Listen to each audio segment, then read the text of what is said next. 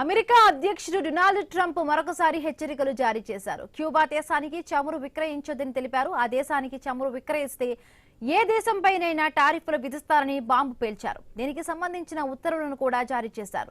America జాతీయ భద్రతకు, విదేశాంగ విధానానికి క్యూబా తీవ్రమైన ముప్పుగా మారిందని స్పష్టం చేశారు.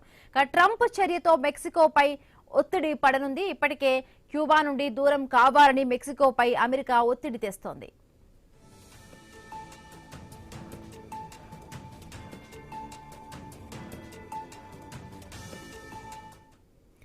ఇప్పటికే అమెరికా, కెనడా మధ్య సంబంధాలు క్షీణించాయి. కెనడాపై ట్రంప్ మరొకసారి టారిఫ్ల బెదిరింపులకు పాల్పడ్డారు. అమెరికాలోని దిగుమతి అయ్యే కెనడాకు చెందిన విమానాలపై 50% టారిఫ్లు విధిస్తారని బాంబు పేల్చారు. జార్జియా కేంద్రంగా పనిచేస్తున్న అమెరికాకు చెందిన గల్ఫ్ స్ట్రీమ్ ఏరోస్పేస్ జెట్లకు సర్టిఫై చేసేందుకు కెనడా నిరాకరించిందని ట్రంప్ పేర్కొన్నారు. వెంటనే దీన్ని సరిదిద్దుకోకపోతే టారిఫ్లు విధిస్తారని హెచ్చరించారు.